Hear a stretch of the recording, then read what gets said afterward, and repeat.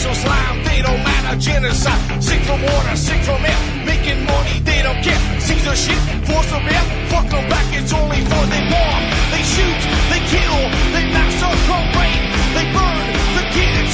No one makes countries laugh to your face, fight and die, 'cause God forgives.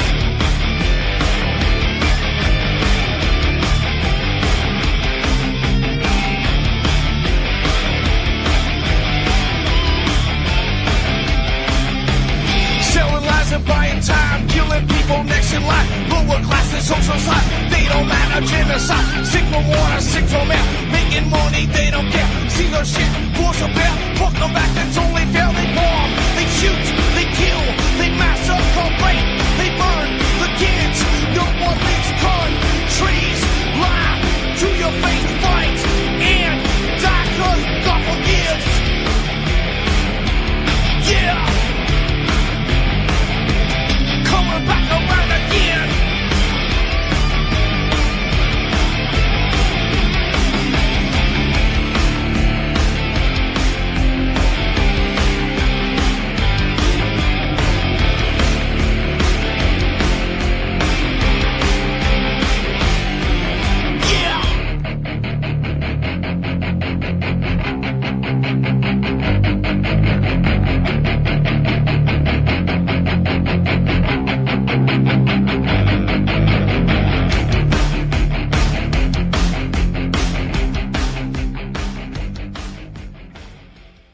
Welcome to the show. I'm your host, Ron Stevens. This is Rock the Boat right here on UCY.TV, my favorite little internet online news network. Anyways, today is the 24th of October. And tonight I'm going to talk a little bit about some Canadian politics, I think. You know, I keep trying to encourage people to, when they read something, to grab names in that and go and investigate it. Because you're not going to ever get a full or truthful story from the media. Ain't going to happen. So, we've sent, or we're sending, I guess, the ex-Premier of Ontario from the 90s, Mr. Bob Rae, as a special envoy to Myanmar because of the brutal oppression that the Muslims apparently are living under there. So Prime Minister Justin Trudeau is appointing Bob Rae as Canada's special envoy to Myanmar for 2 months into a growing crisis that has left, are you ready for this number, 600,000 Rohingya Muslim people displaced. The move comes in response to growing public pressure to act in the face of what Canada and the United Nations has labeled ethnic cleansing of a long persecuted minority in Myanmar. As of Sunday, it's estimated 603,000 Rohingya, mostly from the troubled Rakhine state, have fled to shelter in neighboring Bangladesh. The former Ontario Premier is expected to seek permission to visit Rakhine state, where Rohingya have long lived under what Trudeau called brutal oppression. Rae will advise the Prime Minister directly on the matter, according to a source familiar with the new role. Bob Rae can play a shaper, more political role within Myanmar without jeopardizing diplomatic relationships on the ground with a government that is prickly about foreign interference in its affairs. It's too bad we weren't picky about interference in our affairs, but apparently we're not. We seem to be run by foreign influences in the West, and that needs to stop. But anyways, so Myanmar authorities have made it difficult for foreign officials and journalists to visit Rakhine State, recently barring a UN fact-finding mission and only allowing diplomats, including Canada's, a look on a controversial military organized visit under their watchful eye earlier this month. Ray is also expected to promote accountability for alleged crimes perpetrated against vulnerable populations. Well, I'll just finish this real quickly and I'll get into Ray. Thousands of Canadians have signed a petition calling on the government to strip Myanmar's state councillor, whatever his name, of honorary Canadian citizenship she was given back in 2007.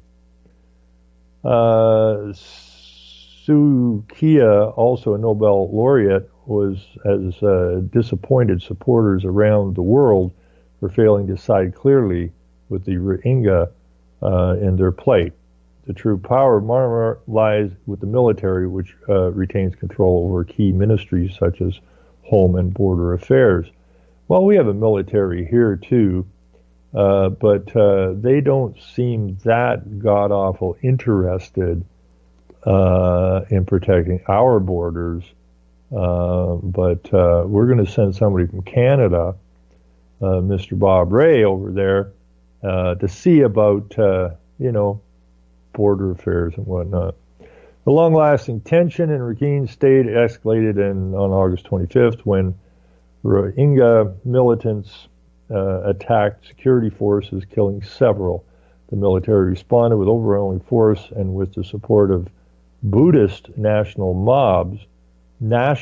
mobs, whoops, there's that word, national, have burned down villages and killed an untold number of Rohingya. The UN's Human Rights Office now says the military's actions preceded the August 25th attack and were intended to drive Rohingya out for good.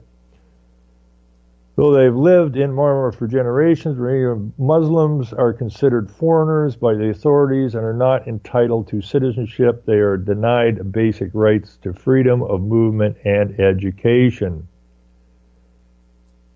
My goodness. So that's what's going on over there. My understanding is these people showed up, weren't welcome, and been kind of stuffed off to the side here because they weren't welcome. And we are in Canada here are going to send Bob Ray over to fix things up. In other words, I guess, get some boats and planes and start shipping them in here. There's a video in here, and if you know what you're listening to, it's a story about what went down here, and I haven't got quite to the end of it. It's only 7 minutes long, but you will see the setup by the United Nations of all the United Nations is doing is building camps for these people so it looks like they're being persecuted so that they can ship them to the West under human rights because their human rights are under threat. Well, you know, why don't you send your good old United Nations in there to undo the threat? Why don't you build them some housing there? Why don't you get them some decent situation there? But no, that'd be too damned easy. Why don't we just fly them on over to the West and let the West look after them? Now, the problem is the West is what supports the UN. The UN is set up for world domination. The UN is set up to end nation states and get rid of the Christian religion and get rid of the American Constitution. Now, the interesting thing about Bob Ray, and I've taken some serious hits on this in the past, but I'm a researcher, so I research it, then I tell it like it is. A lot of people don't like that. They don't want to do any research, and they don't want to hear the truth. Well, tough titties. Now, Mr. Bob Ray, if you look in Wikipedia, there's one thing that's really absent here. If I can dig it out, I have to go back up a little bit. Where am I here? If I can dig it out. Anyways, his connection to the takedown and the privatization of our electricity system here took place way back when he was the premier of the province. And in 1992, he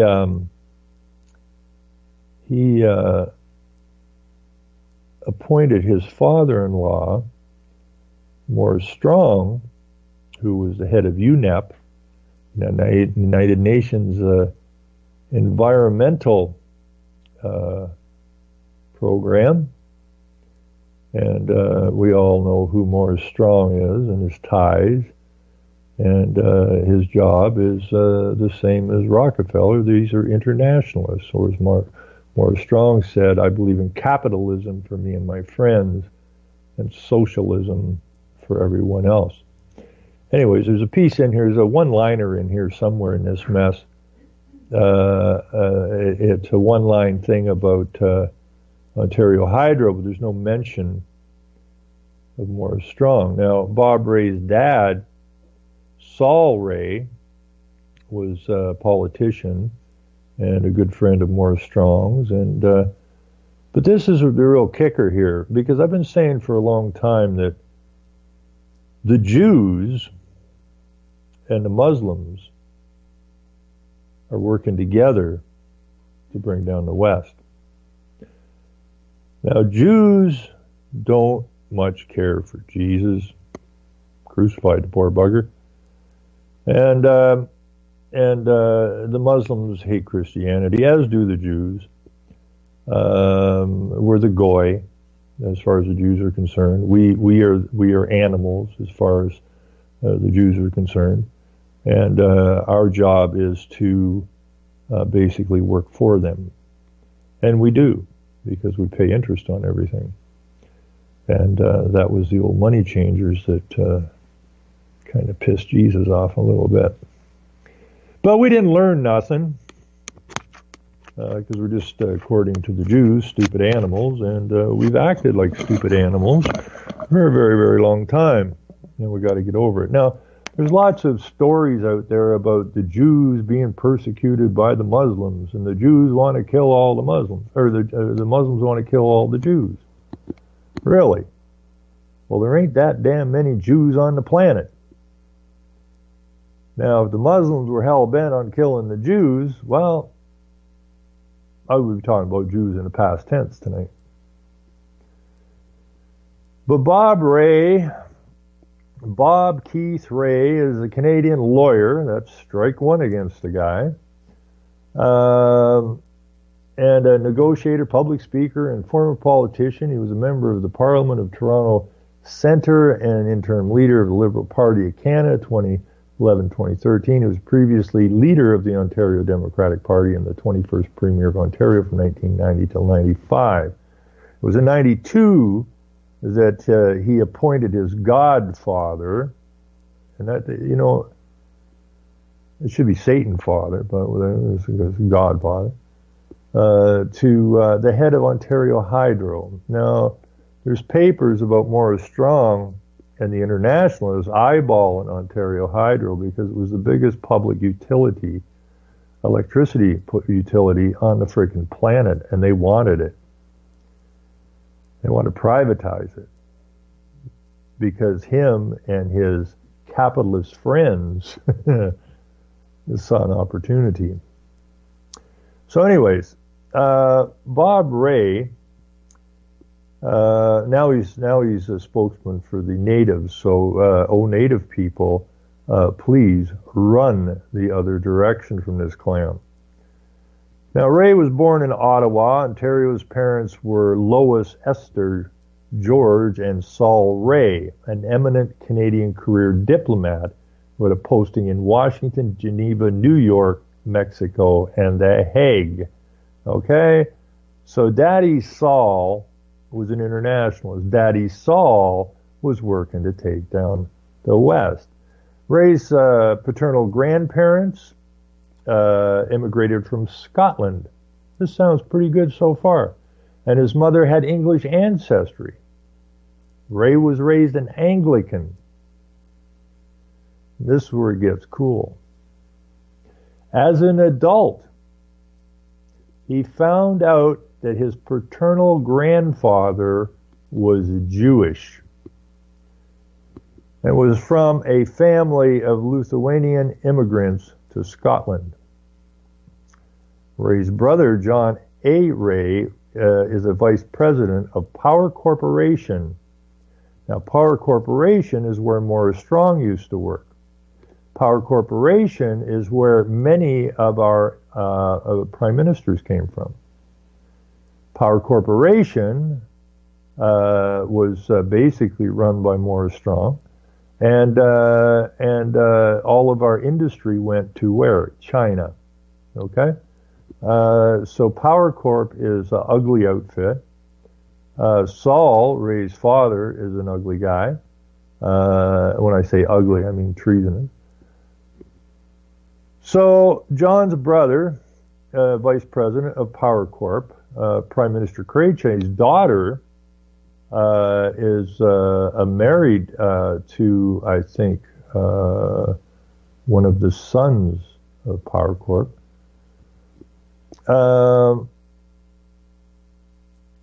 Let's see. Now, Ray's sister worked at IMAX and now retired. Now, as a result of a strong student record, Ray was awarded a Rhodes Scholarship to the University of Oxford, where he studied at Balliol College, Oxford, under Isaac Berlin. Now, I looked this up a long time ago when I was looking at Ray, and he went to that Balliol College, a part of Oxford University, and I found it rather amazing that the mascot for that particular college is a turtle. And I kind of wonder where we're getting all these turtle crossings everywhere. But the mascot for that particular school is a turtle. And I can't remember what her name is. It starts with an R, Rosenberg or something. Who the turtle was named after. It was a pretty high up there Marxist. And I don't have it in front of me right now, but oh, I forgot the guy's name. Well, you can go to Oxford and find Balliol College. It's all listed there. It's B-A-L-L-I. I can't see that. B-A-L-L-I-O-L. Balliol College, and you will find some stuff there. You'll find out about the mascot. You'll find out about all that stuff. But the thing is, where did I find this? It turns out, where is that? Health on social policy. There's a whole bunch of stuff in here about everything that he was involved in. But what I'm looking for, where did that get to?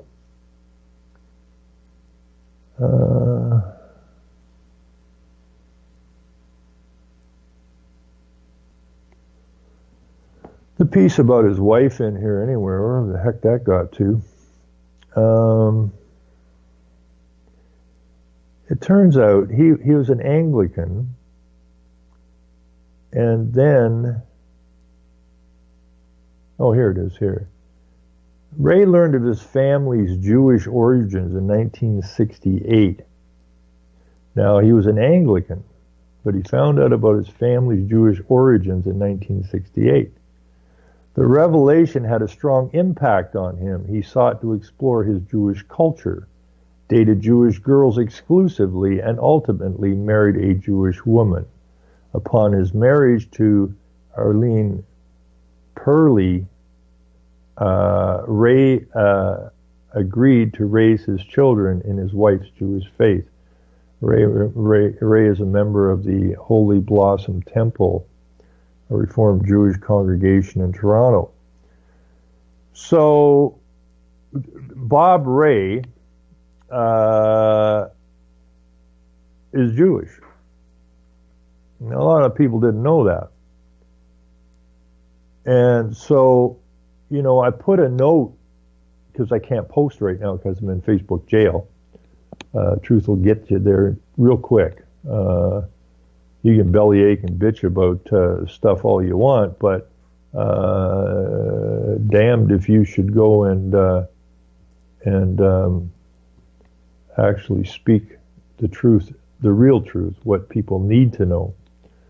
People call names, that's what they do on Facebook as far as politicians. They just call politicians names, right?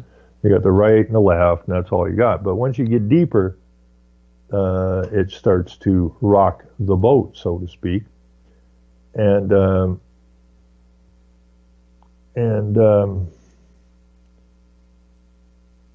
so I put a note in, and I expect to get hammered from it, but maybe people are starting to wake up. I got a note, or I put a note in a post that somebody put up about Ray going to Marnamar or wherever it is. I don't know where the hell that's at, nor do I care. Just keep them where they are. But if you watch the video, and I haven't put that in, I will. If you watch the video that's included in this, and you can think at all, you will see that this is a complete UN setup. The UN was set up so that there was no wars, and if somebody got uppity, they would have forces, all the other countries, to step in and just say, stop that shit. But they've never done that. They've never done that because that's not the plan. The plan is to create chaos everywhere. I'm just trying to find where I stuck that. But I really expected to get more hit as far as people barking at me. But it didn't happen.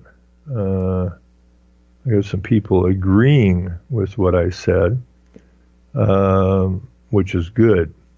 And I didn't have anybody that I'm aware of beating on me, which is good.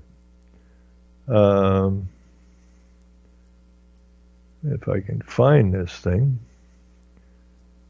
The longer I do these shows and the longer I've been at this, it's starting to dawn me. And I'm sure this happens to other researchers too. I know a lot. But then I had the Attorney General's Office of Ontario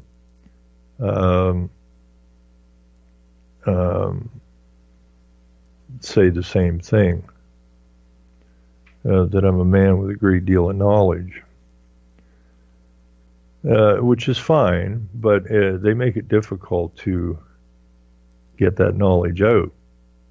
You can't put it in the paper, and it's difficult even on the internet to get that information out. And that's unfortunate. That's just the way it is. So we have to keep doing our best to get the word out. Our job, the people that know, and I know a lot of people don't, they get shy when they're trying to explain something to somebody, and I don't want to hear about that. Well, maybe the easiest way is just to walk away from those people. But don't get discouraged. Because somebody doesn't want to hear what you got to say, doesn't mean everyone doesn't want to hear what you say. It's very important that you don't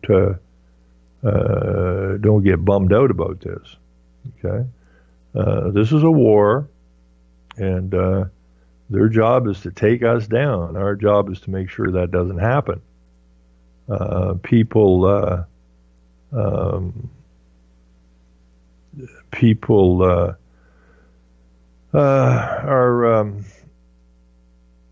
so nervous about what they say now. I got called a racist today, which I thought was kind of comical.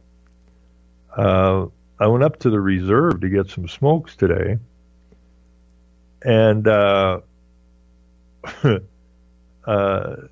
Linda, who works there, who's just a really nice lady, I said, maybe I'll just move up here to the reserve.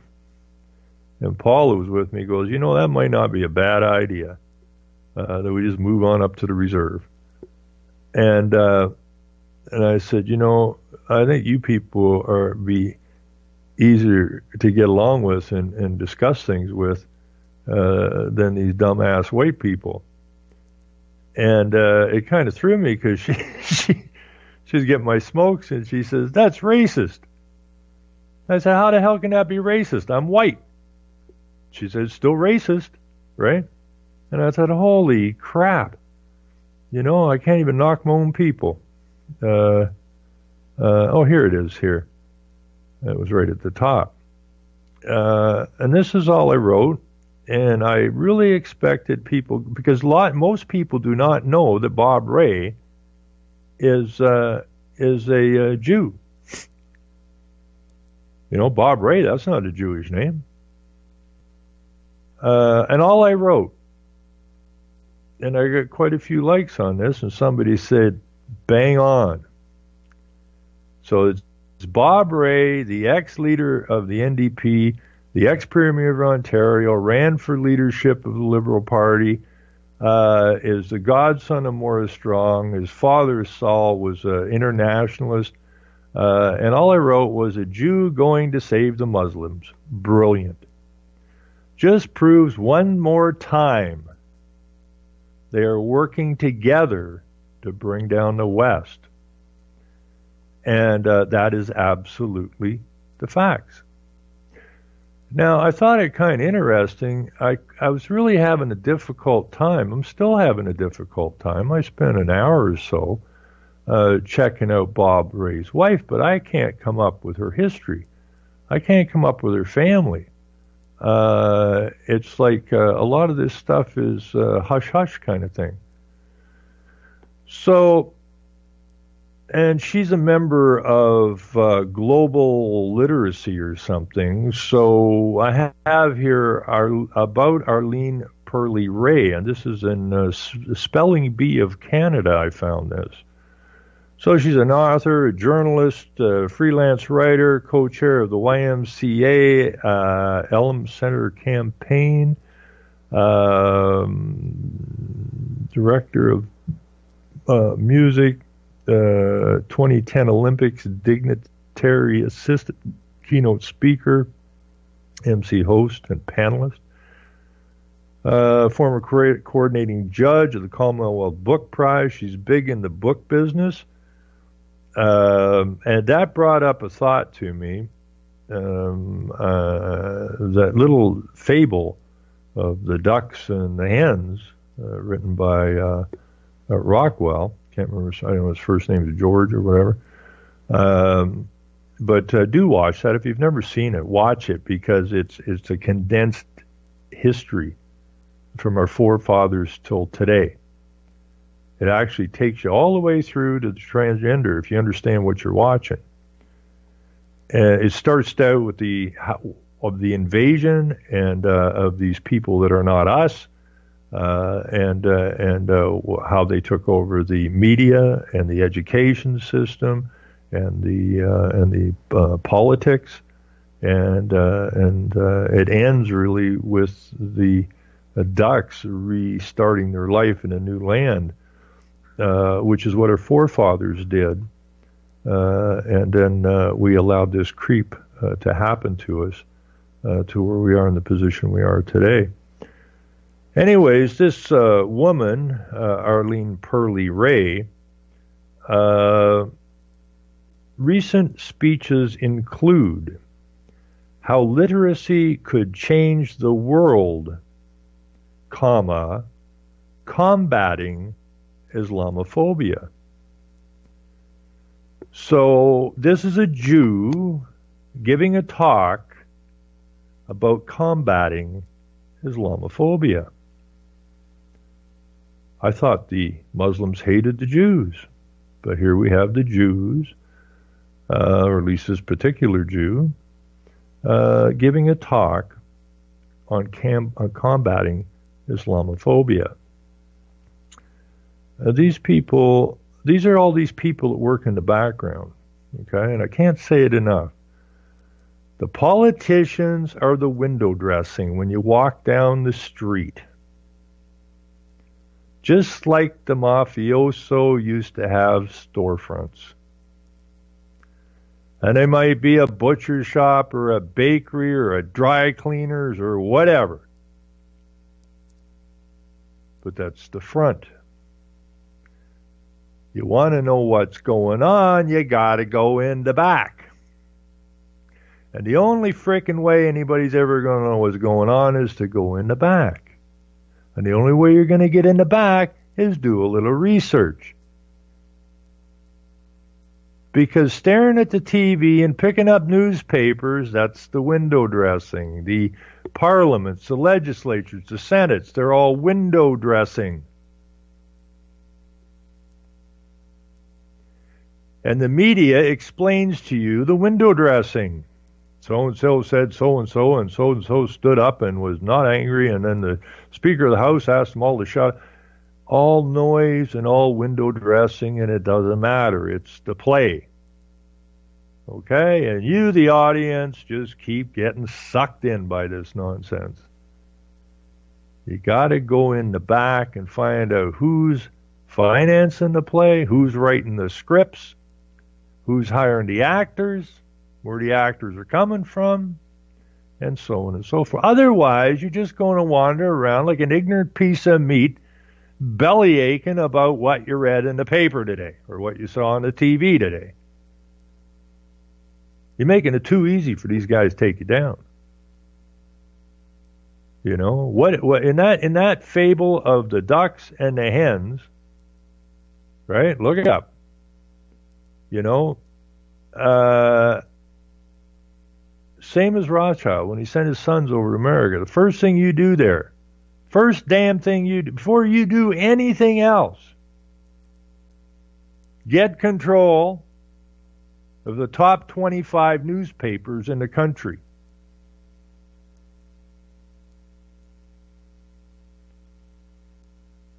Because then you carry the message. Now, I listened to a speech of Rockwell from the 60s before they shot him dead. And he was talking about the influence of the Jews. Now, this guy really understood what the hell was going on in his country. And he wasn't some, flake. I mean, he was a commander in the Air Force or whatever. But he got this stuff. Now, he was talking about the Jews having control over books. I can't remember. He talked at different colleges and universities, and I don't remember exactly which video it was, but I imagine I watched another one partially, and his speech is pretty much identical. So if you just go and look up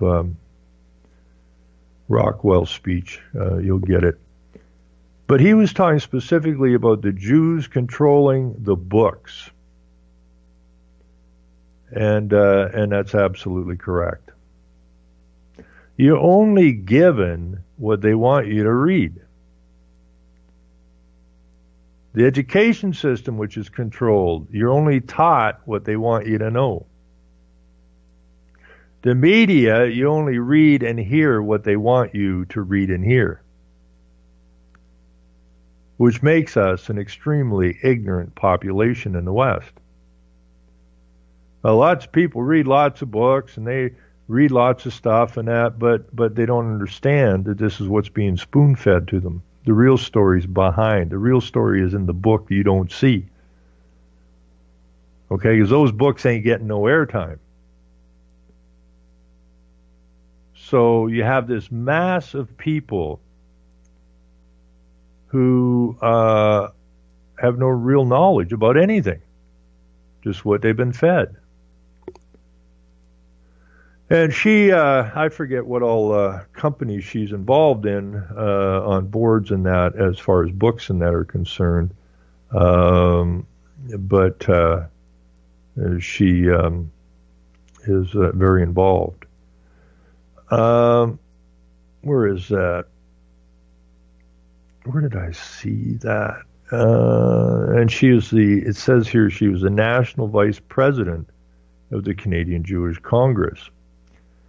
Now, the Canadian Jewish Congress hooked up with the Muslims to see what they could do together.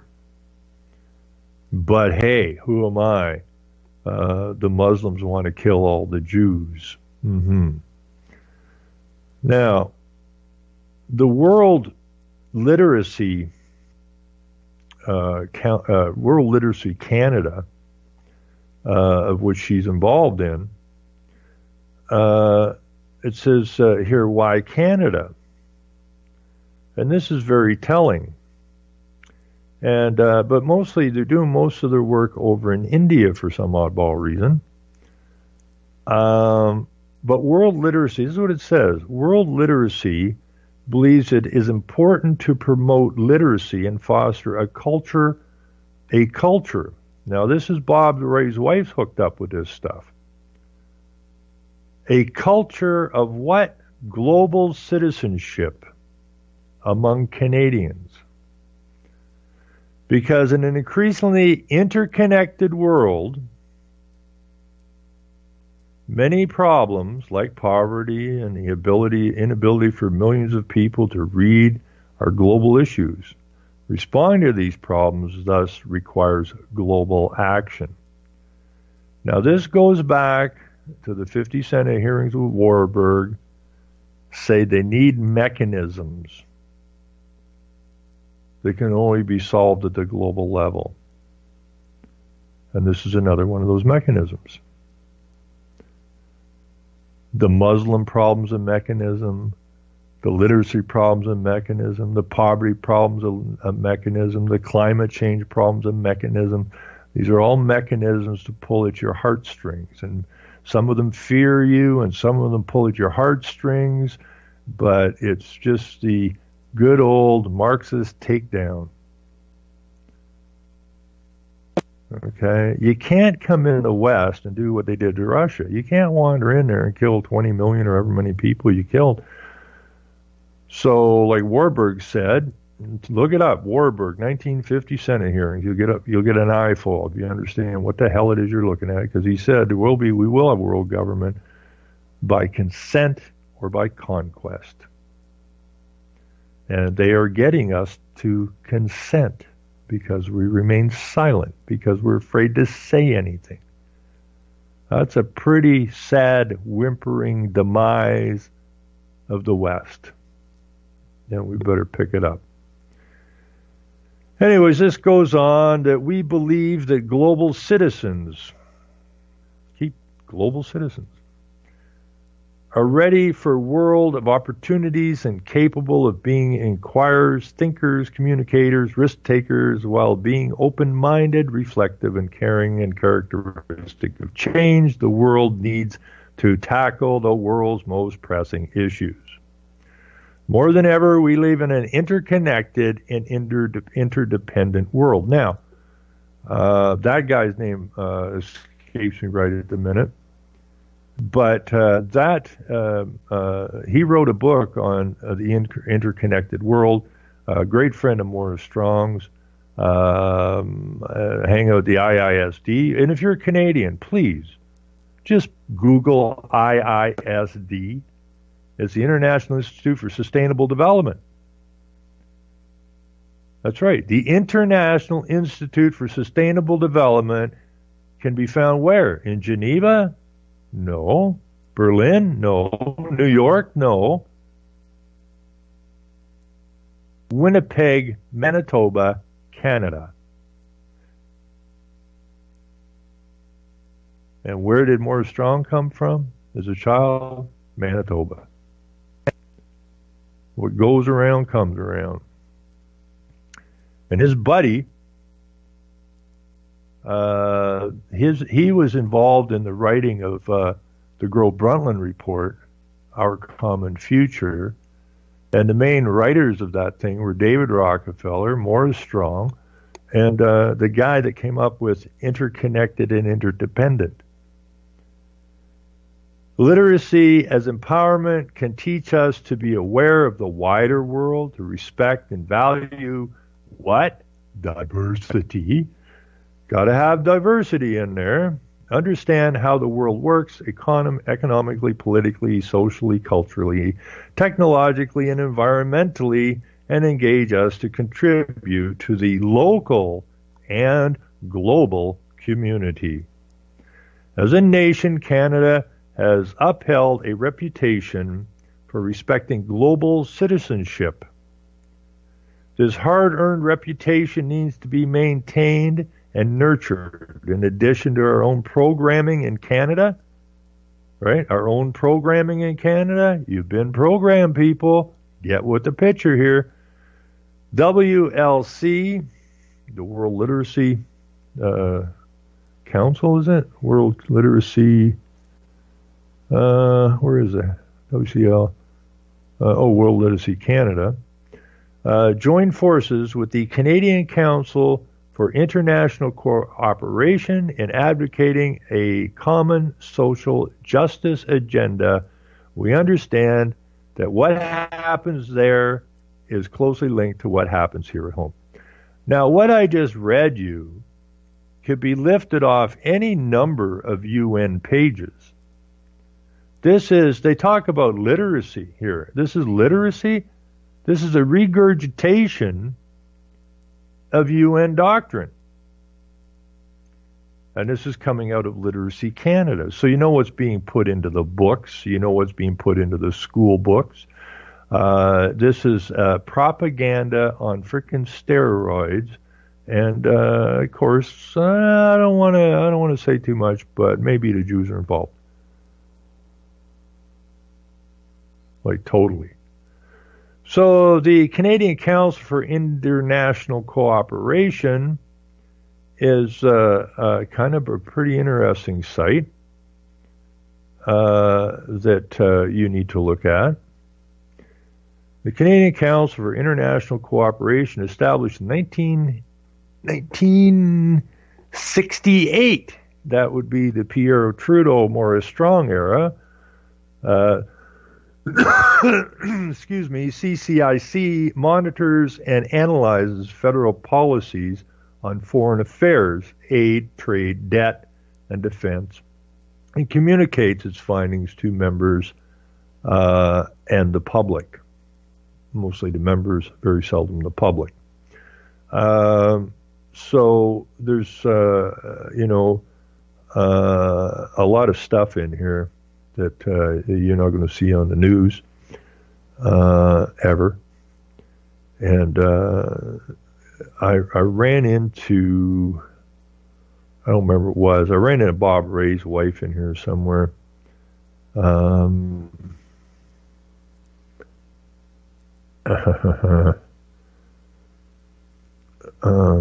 Did you know it's February 17th is International Development Week?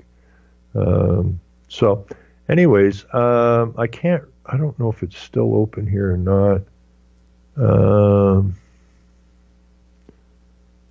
I've had so many of these things open tracking this nonsense. What do we got here?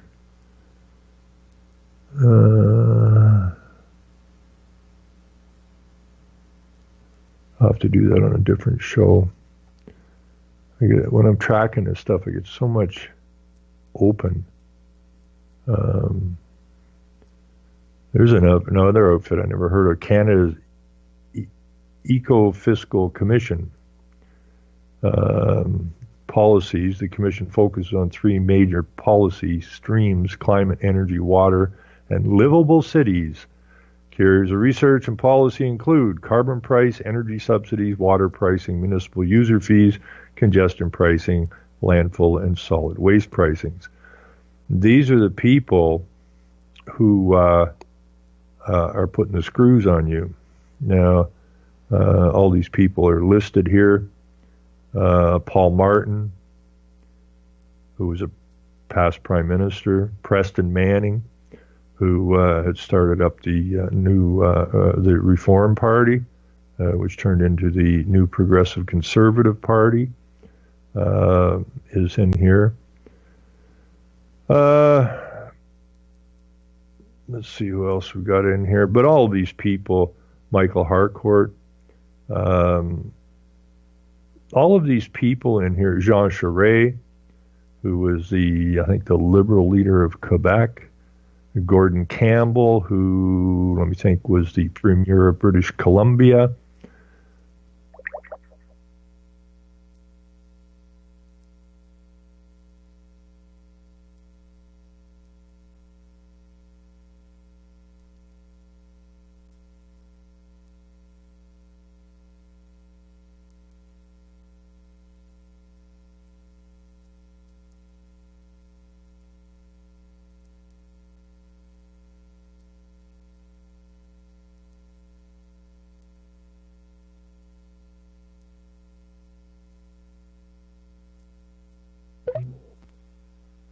Okay, let me try this a different way here. I went and blew us off the air.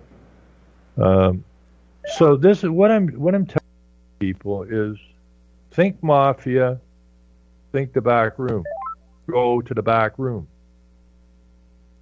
Because what people don't understand, they think when these politicians leave office, they just go and play golf or knit. Now what happens? Okay? These politicians sold their souls. I'm talking about the top guys. That's how they ended up in the top positions. And they never quit working. Okay? These are the guys that are really dangerous. Because they're doing the work in the back room. You're watching the show in the window, but the real work's going on in the back room. Christopher, how you doing? Hey, my friend. Oh, you didn't mention what I sent you. I didn't know what you sent me. What'd you send me? The MPs review rules that reject immigrants. Oh, I did read that. Yeah. Okay. How much time we got here? We got 10 minutes maybe. I want to read this to you before I go there. This is brilliant. Are most Arab Americans Christian? This is Detroit News, March 2003. Recently reported on new ethnic sensitivity training courses for Michigan Police Department, a highly Arab American communities. As part of the training, one counselor reminds officers that most Arab stereotypes have no grounding in fact. As an example, the counselor says few people realize that most Arab Americans are not Muslims. In fact, the new news reports 75% of Arab Americans are in fact Christian. Does it make sense the promotion or the percentage is that high, according to Roy, Director of Department of Ministries, to Muslims at Wheaton College? It does make sense to him. There always been a high percentage of Christians among the Arab U.S. citizens. Christianity Today, that's where this is. The majority of them come here, get this, the majority of these Arabs come here because they were minorities in their native countries. Much of the reason they leave is the hard life under Islam, but recently there has been a mass exodus due to renewed nationalism and Islamic resurgence. Okay, so why did these so-called Arab Christians leave their homelands? To get the hell away from the persecution of Islam. Oops. Then the question is, if they don't like Christians and they're persecuting Christians in their own countries, and those people left those countries to get the hell away from the persecution, then why the hell are we bringing in Islamic Muslims? The guy said that since the late 90s, more attention in several Arab nations on their Islamic identity has placed additional pressure on Christians in those countries. This has led so far greater numbers of Arab Christians immigrating to the U.S. Anyone not Muslim, okay? Anyone not Muslim is the focus of a lot of negative attention in many of these countries, he said. They are not able to live out their lives as they did in the past, and minorities are persecuted. You also see Muslim-on-Muslim violence where Christians get caught up in the middle. Eventually, they chose to leave these situations. The trend has given the U.S. a high percentage of Arab Christians. But that's not what we're importing. We're importing Islamic Muslims. Now, these people that already lived in those countries vacated the place to get away from this shit, and here we are importing them and sending Mr. Bob the Jew Ray over here where the UN and the boys have 600,000 of these people waiting to go somewhere. Oops. Now, just to go, where did I put that piece? My favorite, and you were right, the best part of that piece that you sent me, Chris, was, I got to go look it up again. Have you got it in front of you? Well, I have. It's the second last paragraph talks about bringing in pedophiles as a sickness. We're trying to cure their sicknesses, and we're bringing in pedophiles and HIV. Yeah, all tuberculosis. All the worst of the worst. We're bringing in because we're a loving country, and we want to take care of pedophiles. And yeah, so they're gonna loosen the restrictions. Oh, psychopaths. Psychopaths is another one. Was it psychopaths in there as well? Psychopaths and pedophiles, because it's an illness, and we got to help them with their illness. Here's the story. I mean, this is absolutely ludicrous.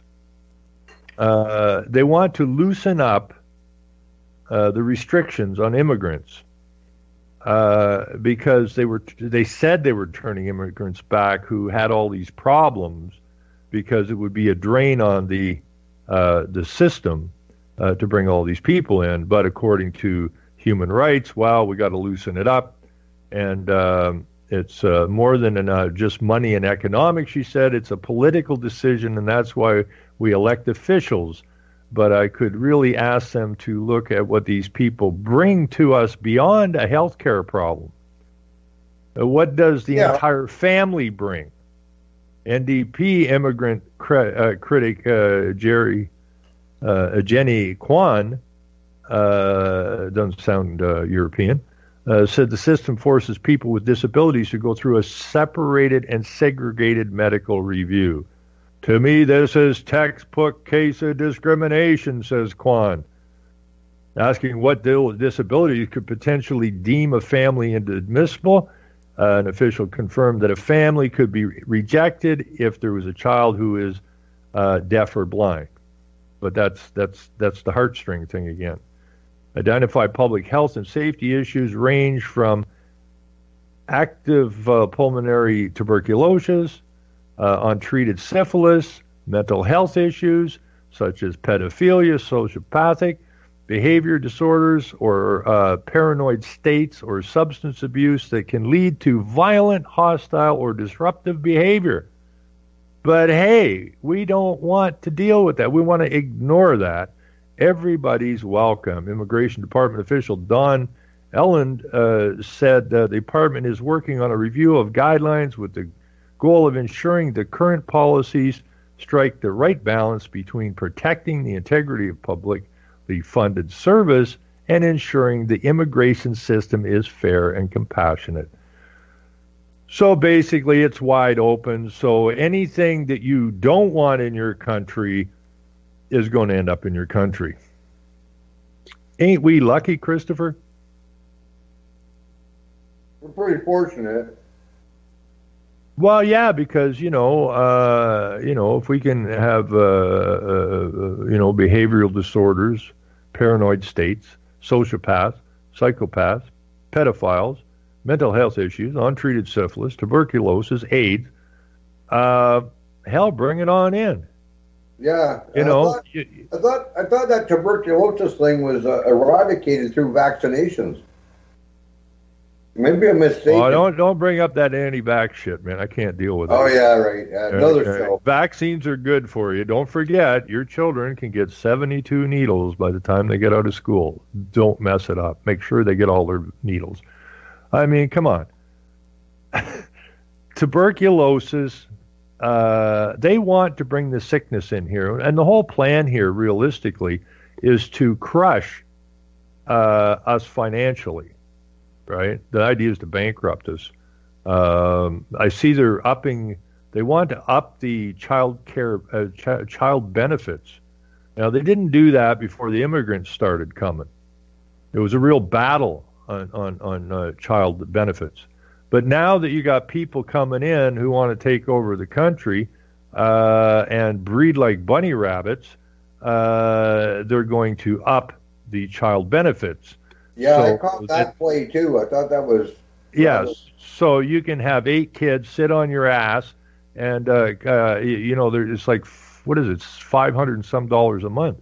You got 8 kids, that's $5,000 a month almost, just on 8 kids. Who the hell's got to go to work? Works out good for them, bad for us, and that ain't being racist. So I'm going to plug some of this stuff in after the show, which is going to end pretty quick. And I got a lot of research to do on some of this stuff before Thursday. But, all I can do is encourage people to go look in the back room. Quit looking at the window dressing, right? Go in the back room. You read something, you see a name you don't recognize in the story, search it out. Find out who they're attached to, okay? Then you get an idea what's going on in your country. And we got a new ambassador, Chris. Did you see this blonde out of Kentucky? I'm going to talk about that maybe Thursday night. What? She's hot. I like her hair. She just can't keep saying Mexico, Canada, United States enough, which is the North American Union. That we can't do, we all have to do this together, and that is the North American Union. And one of the plans was to open the border down in Mexico, so that it's about erasing borders, so that they got clear shot all the way to Mexico. I hear music. So everybody have a great night. Thank you. And back. Selling lies and buying time, killing people next in line. Lower class and social slime, they don't matter. Genocide, sick from water, sick from air. Making money, they don't care. Caesar shit, force of air. Fuck